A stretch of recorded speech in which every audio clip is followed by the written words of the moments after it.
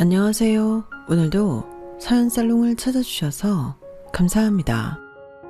올해로 36이 된 여자입니다. 시간이 어찌나 빠른지 이혼한 지 벌써 1년째 되는 날이네요. 원래라면 결혼 기념일이었을 오늘, 답답했던 결혼 생활을 청산하고 자유가 된 걸 자축하는 의미로 어떤 걸 해볼까 고민하다 사연을 쓰게 됐어요. 저도 남들과 다를 바 없이 저만의 가족을 만들고 싶어 결혼을 했어요. 한때는 정말 사랑했던 사람이었고 제 모든 걸 줄 수 있는 그런 사람이었어요. 그런 사람과 가족이 되길 꿈꿨고 가족이 되었지만 마음이라는 건 참 무섭더라고요.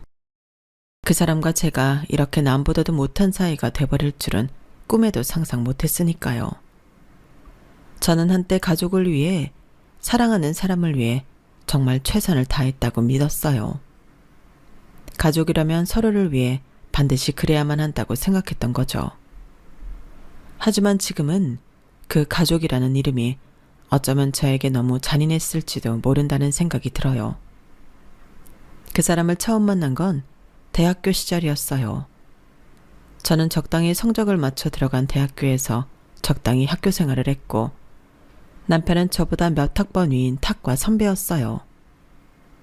학창시절 전공에 흥미를 느끼지 못해서 그림 동아리를 들어갔고 거기서 남편과 친해지게 되었죠. 그림 동아리니 다들 그림에 관심이 있고 좋아했지만 그 중에서도 남편은 제 그림을 참 좋아해 줬어요. 저보다도 제 그림을 더 좋아해 주시는 모습을 보고 저도 남편에게 관심과 호기심이 생겼고, 그게 자연스럽게 이성적 호감으로 발전해 연애를 시작하게 되었죠.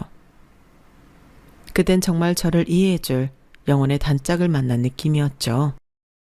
졸업을 앞두고 뒤늦게 전공이 아닌 제가 좋아하는 그림으로 취업을 해봐야겠다고 결심했을 때에도 무모하다며 일단 말리고 보는 주변 사람들과는 달리 유일하게 응원해줬던 것도 남편이었어요. 너는 진짜 재능이 있어. 이걸로 쭉 파면 분명히 성공할 거야. 너무 늦은 건 아닐까? 그림은 전공생들도 많은데 네가 그 사람들을 이기고 이걸로 먹고 살 수 있을까? 분명히 된다니까. 아직 안 늦었어. 취업까지 시간이 얼마나 걸리든 열심히 해봤으면 좋겠어. 난 분명 네가 잘 될 거라고 믿어. 그 응원에 힘입어 졸업 후 본격적으로 취업을 준비했어요. 그때 이미 저보다 1년 먼저 졸업해 회사를 다니고 있던 남편은 열심히 해보라며 제가 취업 준비를 하는 동안 데이트 비용을 전부 감당하면서 저를 응원해줬어요. 포트폴리오를 다듬느라 밤늦게까지 작업을 할 때도 직접 산 도시락을 챙겨와 주거나 늦은 밤 집까지 데려다주는 세심한 배려에 감동받는 순간이 정말 많았어요. 남편의 한결같은 응원 덕분에 저는 6개월 만에 모 유명 게임 회사에 입사했어요. 다행히 걱정했던 것에 비하면 짧은 시간 안에 취직을 하게 된 거였죠. 합격 소식을 전하던 날, 저보다 더 기뻐하던 남편의 얼굴이 아직도 생생해요. 거봐, 될 줄 알았다니까. 내가 누구보다 당신 팬이잖아. 당신 그림은 진작에 알아봤지. 고마워. 나 취업 준비한다고 빌빌거리는 거 옆에서 보기 힘들었을 텐데 이렇게 항상 응원해줘서.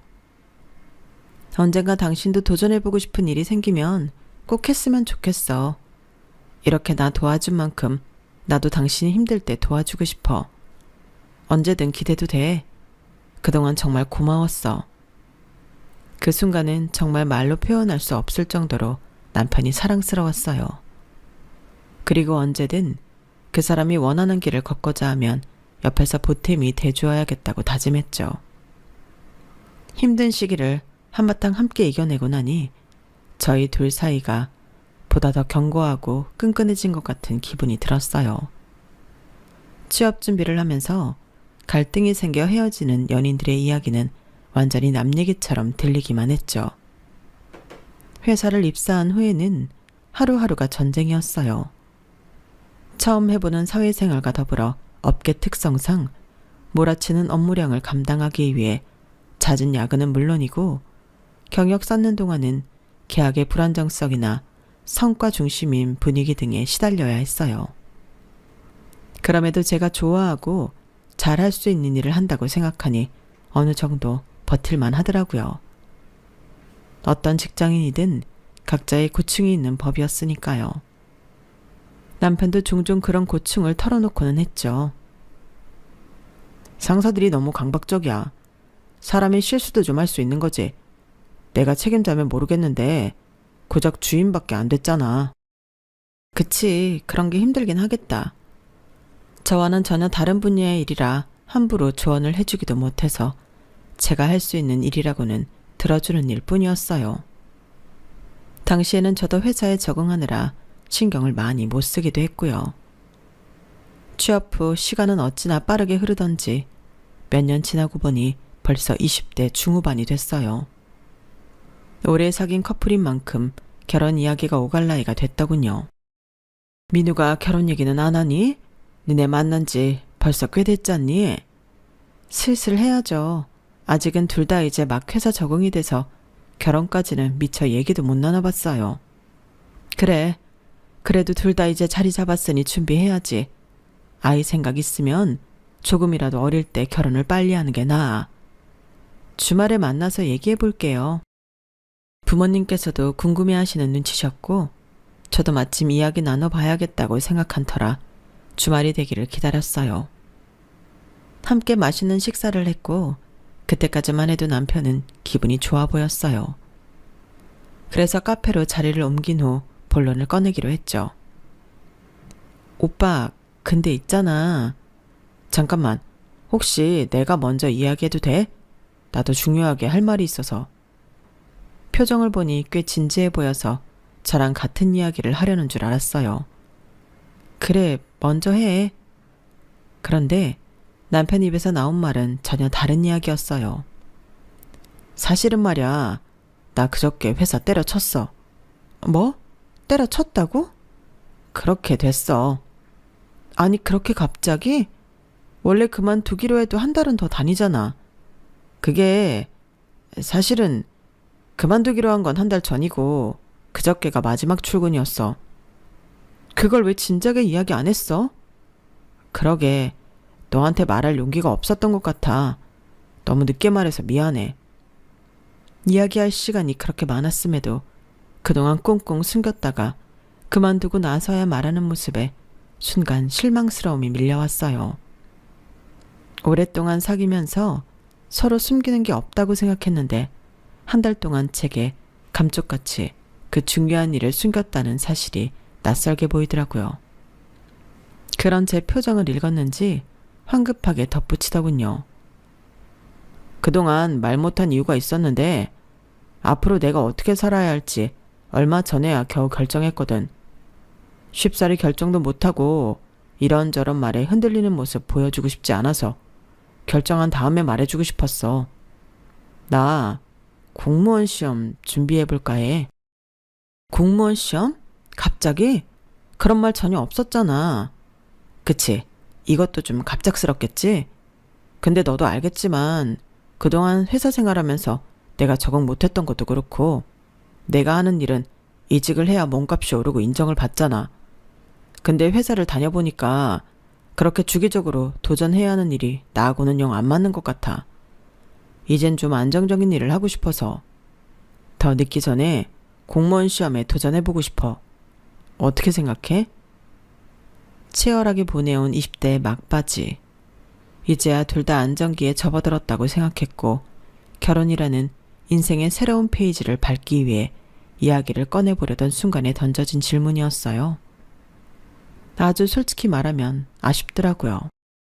하지만 제가 가장 힘들고 불안정한 시기에 늘 저를 믿어주고 아낌없이 지원해주던 남편을 생각하며 대답했죠.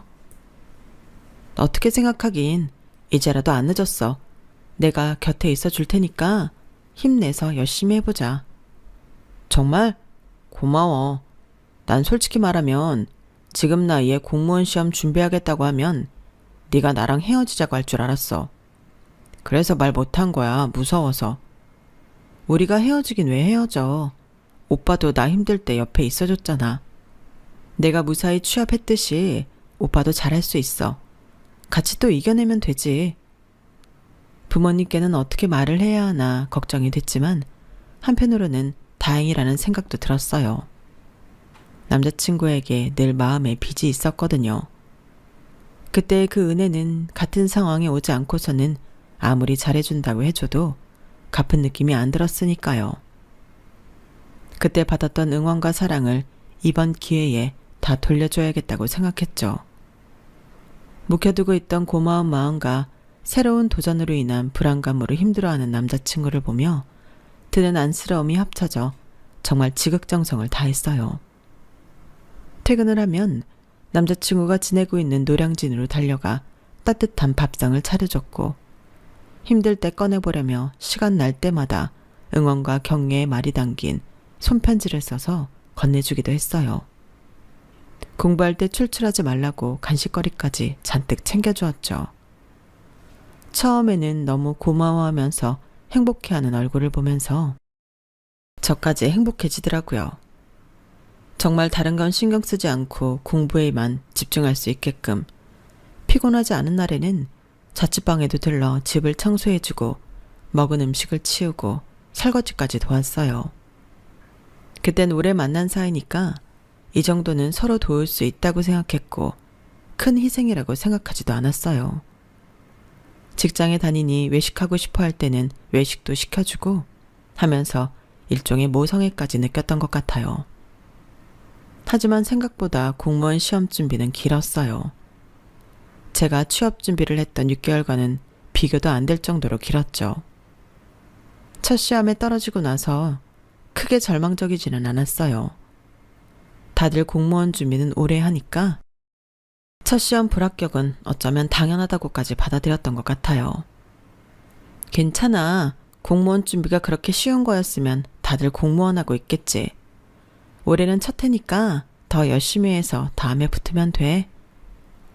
남자친구의 수험 생활이 길어질수록 저 역시 경제적으로나 심리적인 부담이 커져만 갔지만 힘든 시절을 함께 버틴 후 느꼈던 기쁨을 떠올리며 이 시기만 지나면 행복해질 거야 라는 생각으로 함께 버텼어요. 하지만 다음에도 남자친구는 떨어졌고 좌절하는 남자친구를 어르고 달래며 다시 힘든 수험 생활을 시작했죠. 이번까지만 하고 안 되면 내가 정말 그만둘게. 아니야, 그런 소리 하지 마. 이번에는 잘할 수 있을 거야. 나는 오빠 믿어. 그렇게 세 번째 시험이 다가오던 일주일 전날 저는 내장 가득 빽빽히 남자친구를 향한 응원의 편지를 썼어요. 쓰면서도 눈물이 나더라고요. 편지와 함께 직접 산 도시락을 전해주는데 남자친구의 얼굴이 왠지 심드렁해 보이더군요. 아, 오늘은 외식하고 싶었는데. 오늘 밤새서 남은 작업 좀 마쳐야 해서 저녁을 같이 못 먹을 것 같아서 싸왔어. 다음에 외식하자. 메뉴가 뭔데? 오빠가 좋아하는 고기 넣은 김치찌개에 계란말이랑 연어구이야. 양은 넉넉히 했으니까 든든할 거야. 그래, 잘 먹을게. 이건 뭐야? 도시락 통을 건네주면서 편지 봉투를 내밀었더니 눈을 반짝이며 묻더군요. 처음에는 제가 한 음식보다 편지를 더 반기는 줄 알고 내심 가슴이 두근거렸어요. 편지 얼마 안 남았으니까 힘내라고. 힘들 때 꺼내 읽어봐. 아, 난 또 뭐라고? 하지만 남자친구는 제 대답을 듣자마자 다시 심드렁해지며 도시락 통과 편지를 한쪽 구석에 치워버리더라고요. 그러더니 갑자기 핸드폰을 보여주더군요. 그나저나 이거 봐. 엄마가 얼마 안 남았다고 이렇게 장문으로 문자를 다 보내주셨다? 우리 엄마 이런 사람 아닌 거 알지? 아들이 나이 다 들어서 공무원 시험 준비하겠다고 안 그래도 없는 형편에 묵묵히 지원해 주시는 것만 해도 감사한데 엄마가 이렇게 날 응원하고 있는 줄은 정말 몰랐어. 어디서 난 건지 용돈까지 보내주셨다니까? 퇴근 후 바쁜 시간 쪼개서 도시락을 싸고 편지까지 써다준 저보다도 고작 7줄 남짓한 어머님의 응원 문자에 더 감동을 받은 것 같더라고요. 그 순간 심각한 허탈감이 밀려왔어요. 어느 순간부터 남자친구는 제 희생을 너무나도 당연하게 여기고 있었고 저 역시 이런 생활이 익숙해져 아무런 이상함을 느끼지 못하고 있었던 거예요. 그걸 그때서야 깨닫게 되었던 거죠.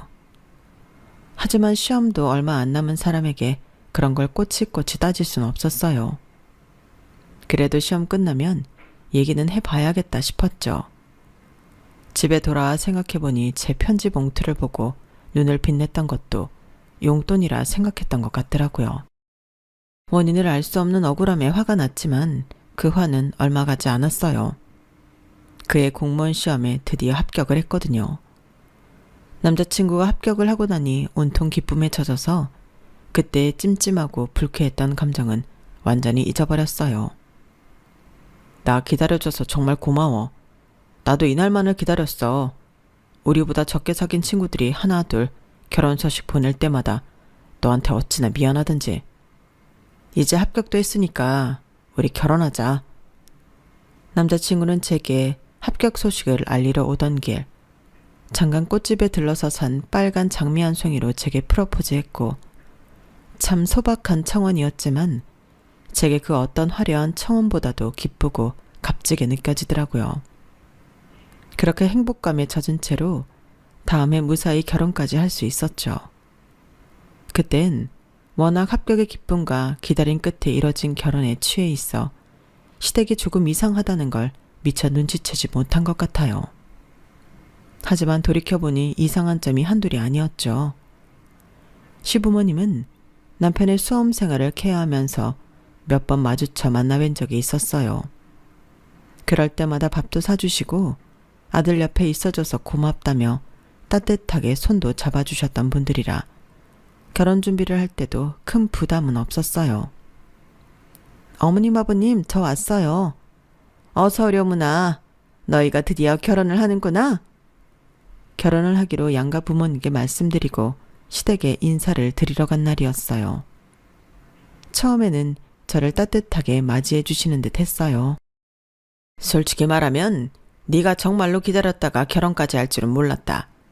요즘 여자애들은 군대 2년도 못 기다려서 죄다 헤어진다던데. 군대보다 더 긴 공시 생활을 했는데 그걸 견디는구만. 아주 우리 며느리 되래가 끈기가 있어. 그만큼 우리 아들이 괜찮아서겠죠. 민우처럼 인물 좋고 성격 좋고 머리까지 똑똑한 남자가 어디 흔한가요? 만년 공시생도 지천에 널렸는데 우리 민우는 3-4번, 딱 3번 만에 붙어버리잖아요. 그럼 솔직히 다른 놈들처럼 공시생활한다고 거기 눌러앉아 있을까봐 우리가 더 모질게 굴었는데 그걸 혼자 힘으로 다 버텨내고 실력으로 보여준 것만 해도 참 대단하지. 나 같아도 기다릴 만해. 저 혼자만의 힘은 아니었어요. 엄마 아빠께서도 안 그런 척 하셔도 다 묵묵히 지원해 주셨고 지혜도 옆에서 많이 챙겨줬으니까요. 아우, 너 공무원 되면 가장 득보는 게 얘인데 그럼 당연히 챙겨줘야지. 그래도 네가 짧은 시간에 공무원 됐으니 별로 고생도 안 시켰지. 요즘처럼 불안하고 평생 직장도 없는 시대에 너만큼 안정적인 직장 가진 남자가 몇이나 되겠어? 공무원이라고 하면 여자들이 좋다고 따를 텐데 너도 의리 지킨 거지? 그 말엔 어쩐지 제 희생이나 노고는 조금도 인정하지 않겠다는 의미가 강하게 담겨 있는 것 같더라고요. 순간적으로 기분이 상했지만 그때는 제 손을 잡으며 편을 들어주는 남편 덕분에 잘 넘길 수 있었어요. 그런 말씀 마세요. 저도 지혜 없으면 안 돼요. 저희는 서로 힘들 때 옆에 있어줘서 여기까지 끈끈하게 올 수 있었던 거예요. 그래. 어쨌든 네가 그런 걸 알아주는 것 자체가 남편 복이 있다는 거야. 모르는 남자들도 많거든. 남편이 제 편을 들자 언제 그랬냐는 듯 꼬리를 빼시더니 대화 주제가 다른 걸로 넘어갔어요. 당시에는 온 집안이 남편의 합격으로 인해 자부심이 하늘을 뚫을 듯 높아졌을 때였던지라 그런 걸로 굳이 기분 상하지 말아야겠다 생각했죠. 하지만 본격적인 문제는 결혼식을 올린 이후부터였어요. 결혼식이 끝나고 축의금 정산을 한 후 신혼여행에 다녀왔을 때였어요. 무사히 신혼여행을 다녀왔으니 친정과 시댁에 인사를 드리러 가야 했죠. 여행지에서 사온 각각 부모님께 드릴 선물들을 하나를 안고 친정에 먼저 방문했어요. 친정 부모님께서는 당연히 기뻐하셨고 좋은 시간을 보내고 돌아왔죠. 그리고 시댁에 갈 차례가 왔어요. 그런데 미리 준비해둔 선물 외에 남편이 다른 짐을 챙기더라고요. 여보 뭐해? 아무것도 아니야. 신경 쓰지 마. 뭔데 그래? 뭐 안 챙긴 게 있었어? 우리 엄마가 피부가 워낙 건조하셔서 그때 이걸로는 안 될 것 같아서 한 세트 더 챙겨놨거든. 이것 좀 더 드리려고. 남편이 들고 있는 건 각자 어머님께 드리기로 한 고급 화장품 세트였어요. 한 세트씩 미리 포장을 해두었는데 언제 따로 산 건지 한 세트가 더 있더라고요. 조금 어이가 없긴 했지만 그땐 그냥 유별나게 효도한다 싶어 웃어 넘겼어요. 뭐야, 그럼 우리 엄마는? 우리 엄마도 나이 드셔서 피부 건조하신 건 마찬가지인데. 그럼 당신도 더 챙기지 그랬어. 당신이 한 세트만 할 생각인 것 같아서 내 돈 주고 따로 산 거야? 그래. 근데 왜 그렇게 날카로워? 어머님한테 더 드린다고 내가 뭐라고 한 것도 아니고. 당신이 시댁만 챙긴다고 오해할까봐 그러지. 내 용돈으로 우리 가족한테 더 해드리는 건 상관없잖아. 오해 안 할 테니까 그런 식으로 말하지 마. 그리고 다음부터 따로 더 챙길 거면 먼저 얘기를 해. 얘기하면 허락은 할 거고. 허락의 문제가 아니라 양가 부모님 똑같이 잘해드리는 게 좋지. 누구는 더 챙기고 누구는 덜 챙기고 하는 게 좋은 건 아니잖아. 그러니까 이게 문제라니까. 각자 자기 가족을 더 챙기고 싶은 게 당연한 일인데 일일이 이야기를 하면 합의가 되겠냐는 거야. 왜 자꾸 당신 가족 우리 가족을 나눠? 우리도 이제 결혼했잖아. 우리도 가족 아니야? 말은 그렇긴 한데 이런 문제는 다르지. 남편은 자꾸만 묘하게 시댁과 친정을 나눠서 생각하는 듯한 말을 하더라고요. 물론 사람이니까 당연히 다를 수밖에 없겠지만 저는 이런 건 최대한 똑같이 맞추는 게 맞다고 생각했어요. 그런데 남편은 자꾸 똑같이 맞춰놓은 것에 굳이 뭐 하나라도 더 얹어서 시댁만 챙기려는 모습을 보이더라고요. 그렇게 출발도 전에 한바탕 싸움을 했는데도 남편은 도착해서는 언제 그랬냐는 듯 시치미를 떼며 가방에서 돈 봉투를 꺼내더군요. 언제 뽑은 건지도 모를 현금이 두둑하게 들어있었어요. 얼만지 가늠도 안 가는 봉투가 남편의 가방에서 나오는 걸 보고 눈이 튀어나오게 놀랄 수밖에 없었죠. 어머니 아버지 결혼식 때 돈 많이 보태주셨잖아요. 축의금으로 많이 남아서 이건 두 분 쓰세요. 아유 뭐 이런 걸 다. 그거 다 너네 잘 살라고 하객들이 준 돈인데 너희들이 쓰지 그러니.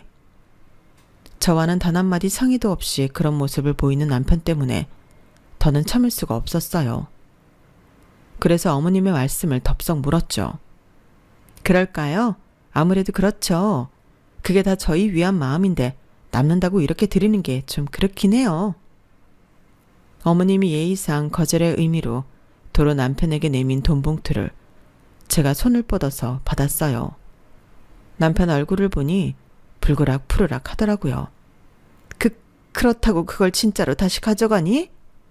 저희가 받은 돈이니까 사실 저희가 쓰는 게 맞기는 하죠.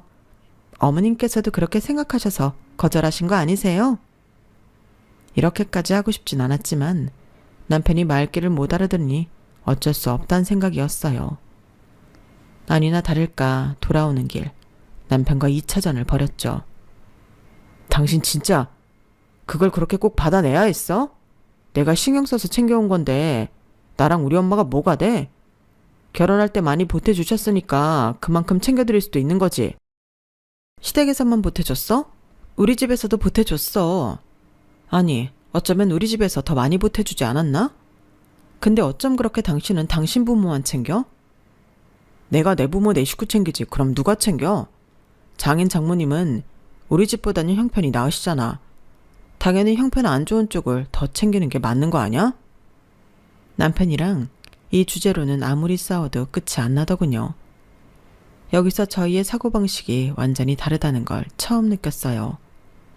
연애할 때는 이런 걸로 논쟁할 일이 없어 전혀 몰랐던 부분이었죠.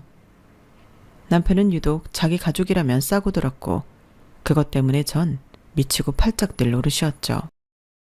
아니, 보통이라면 결혼까지 했는데 내 가족 내 식구 하면서 시댁만 감싸진 않지 않아? 그럼 나는 결혼했으니까 나도 자기 가족 아니냐고. 난 솔직히 말하면 네 얘기 들으니까 네 남편 너를 가족으로 생각하지 않는 거 아닌가 싶기도 하다. 뭐라고? 잔인한 말이긴 한데 널 가족으로 생각했다면 내 앞에서 어떻게 우리 가족 내 식구 이런 말이 나오겠어. 분명히 선을 긋는 것처럼 느껴지는데 보통 사람들이 생각하는 거랑 좀 다르게 생각하고 있다는 느낌이 드는데 네가 생각해도 그래? 하루는 친구에게 이런 갈등을 털어놓으니 충격적인 답변이 돌아왔어요.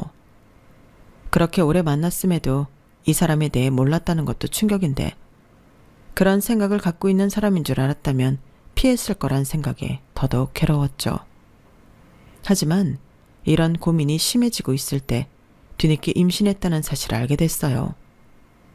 축하드립니다. 임신되셨어요. 여보, 우리한테도 아이가 생겼네. 정말 고마워. 앞으로도 잘 부탁해. 남편은 뛸 듯이 기뻐하더군요. 기뻐하는 모습을 보니 불안했던 마음이 약간 가라앉았어요. 그렇게 내 식구, 내 가족 하는 사람이니 자기 새끼가 생기면 좀 달라지겠지 했죠. 하지만 불행하게도 그건 제 착각이었어요. 제가 임신하고 슬슬 배가 부르기 시작하면서 한참 예민하고 힘들던 시기에 밤중에 연락도 없이 신우이가 찾아왔어요. 오빠 나왔어. 좀 재워줘. 아가씨, 이 밤에 웬일이세요? 엄마랑 좀 싸웠어요. 가출했는데 갈 곳이 없어서요. 당황해서 남편을 보니 남편은 이미 연락을 받고 알고 있던 눈치더군요. 신우이는 약속이나 한 듯이 제 작업실로 들어가서 짐을 풀기 시작했어요.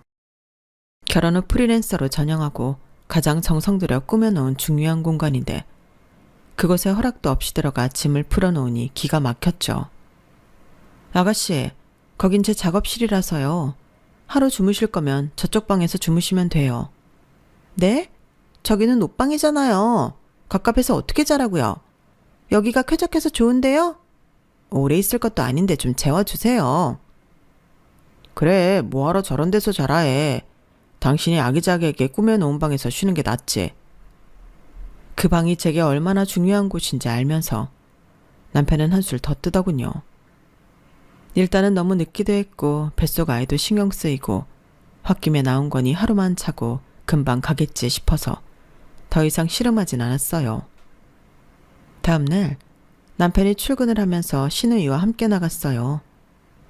당연히 그렇게 시댁으로 돌아간 줄 알았는데 저녁에 다시 같이 들어오더군요. 아가씨, 왜 또 오셨어요? 저 당분간 여기서 지내야겠는데요. 엄마 아빠가 단단히 화가 나셔서 오빠한텐 허락받았어요. 저쪽 방에서 며칠 지낼게요. 저쪽은 작업실이라서 안 된다고 말씀드렸잖아요. 아니, 지금 임신했다고 작업도 별로 안 하시면서 왜 그러세요? 제가 그렇게 꼴보기 싫으세요? 그게 아니라 신경이 쓰여서 그래요. 중요한 작업물들이 많은 공간이라. 그리고 오래 머무르실 거면 당연히 집 주인이 허락하는 공간에서 계셔야지. 그렇게 당연하다는 듯이 마음대로 저희 집에 계시면 안 되죠. 집주인이요? 오빠 뭐야? 동생이 오빠 집도 못 와? 여보, 그러지 좀 마. 애가 지금 부모님이랑 싸우고 집을 나왔는데 꼭 그렇게까지 말해야겠어? 얘가 갈 곳이 어딨다고 그래. 가족끼리 난처한 상황에 도와야지. 누가 그래서 당장 나가랬어? 있어도 내 마음 편한 곳에 있으라는 거지. 나도 지금 몸이 편한 상태가 아니잖아. 아가씨도 들어와 계시면 신경 쓰일 일도 많고. 그래요, 됐어요. 오빠도 결혼하니 어쩔 수 없네. 나가면 되죠? 이 밤에 어디 가게? 오빠는 오빠 아내나 챙겨. 결혼하면 남이라더니 진짜네. 임신 핑계로 나 있는 거 저렇게 불편해하는데 내가 어떻게 여기다 있어? 무슨 소리야. 작업실 써도 돼. 어차피 저 방 요즘 쓰지도 않아. 저기 있어. 여보, 내가 싫다고 했잖아. 신경 쓰인다고. 나 좀 신경 써주면 안 돼? 어떻게 그렇게 아가씨 입장만 생각해? 임신했을 때라 그런지 몰라도 더 신경 쓰이면서 스트레스를 받더라고요. 하지만 남편은 저를 어물쩡 달래기만 했어요. 여보, 임신해서 예민한 건 알겠는데 좀 이성적으로 생각해봐. 이 밤중에 위험하게 어딜 보내겠냐고. 당신은 형제가 없으니 모르겠지만 걱정이 된다니까. 그래, 나 임신해서 예민해. 그러니까 당신 동생이 그렇게 걱정되면 같이 어디 나가서 지내든가. 몸도 마음도 힘들어 죽겠는데 내가 손님까지 집에 들여야겠어? 당신은 어떻게 내 동생한테 손님이라고 할 수가 있어? 남편은 되려 자기가 충격받은 얼굴을 하더군요. 정말 기가 막혔지만 신우이와 잠깐 이야기를 나누더니 신우이를 데리고 나간 후 잠시 혼자 돌아왔어요. 근처에 숙소 잡아주고 왔어. 당신 컨디션이 안 좋으니 당신한테 맞추는 게 맞는 것 같아서. 그 뒤로 며칠 동안은 냉전으로 보냈어요. 저를 단순히 컨디션이 안 좋아 히스테리 부리는 사람으로 취급하는 것 같아 기분이 나빴어요. 남편은 남편대로 제가 신우이를 손님이라 말한 것에 기분이 상한 모양이었어요. 그래도 아이가 태어나고 나서는 다른 남편들처럼 흔하게 육아에 참여하지 않거나 가정은 내팽개치고 밖으로만 나돌지 않았고 가정적인 남편이 되더라고요. 그렇게 내 가족 내 식구 하더니 그래도 딸이 태어나니 정말 우리가 가족이 된 느낌을 이제서야 받는 건가 싶을 정도로요. 그래서 그동안 느꼈던 불만들은 잠시 덮어두었어요. 그러던 어느 날이었어요. 여보, 그동안 유럽 여행 가기로 모아뒀던 돈 있잖아. 그 돈으로 우리 가족여행 떠나면 어떨까 싶은데 어때? 그럴까? 하긴 그동안 돈 진짜 열심히 모았었지. 그러자. 내가 일정 알아보고 예매할게. 아니야, 내가 할게. 당신은 애 보느라 힘들잖아. 그래? 그래주면 고맙지. 남편에게 돈을 모아두었던 카드를 순순히 넘겨주었어요. 남편은 혼자 몇 날 며칠 머리를 싸매더니 알아서 척척 예약을 하는 것 같더군요. 여행날이 다가오자 저희는 새벽 일찍 짐을 싸서 공항에 갔어요. 그런데 공항 로비에 도착하자 익숙한 얼굴들이 보이더군요. 아우, 젊은 애들이 우리보다 늦게 와서 어떡해. 어머님, 아버님, 아가씨? 공항에는 시댁 식구들이 다 와 있었어요. 이게 어떻게 된 거야? 뭐가? 내가 우리 가족여행 간다고 했잖아. 나한텐 그런 말 없었잖아. 나랑 같이 모은 돈으로 다 예약한 거 아니었어? 그랬지. 당신도 동의했잖아. 우리 가족여행 떠나는 것에. 뭐라고? 그런 억지가 어딨어. 그럼 내가 짐 챙길 땐 왜 가만히 있었는데? 당신은 친정 가는 줄 알았지. 예린이는 우리가 데리고 갈 테니까 당신은 우리 다녀오는 동안 자유 잘 즐기고 있어. 우리 가족여행이라고 하면 당연히 나도 포함 아니야? 난 당신한테 가족이 아니라는 거야? 가족이 아니라고 한 건 당신이 먼저야. 내 동생이 손님이라며? 우리 가족끼리 여행 떠나는데 설마 손님으로 같이 오고 싶은 거야? 그때 남편의 표정을 보고야 말았어요. 마치 그때 했던 말을 내내 담아두고 있다가 그제서야 복수한 느낌이 들더라고요. 그 표정을 보니 남편과 연애 시절부터 지금까지의 시간들이 주마등처럼 스쳐 지나갔어요. 지난 시간들을 돌이켜보니 쌍방향이라고 했던 시간들이 사실은 일방향이었다는 걸 문득 깨달았어요. 그걸 알게 되니 오히려 마음이 차분해지더군요. 그래, 그럼 가. 당신도 완전히 당신 마음대로 했으니까 나도 내 맘대로 할게. 대신 예린이는 못 줘. 내 몸으로 낳은 내 딸이야. 갈 거면 온전한 당신 식구들끼리 가. 그리고 앞으로도 당신 식구들끼리 행복하게 살고.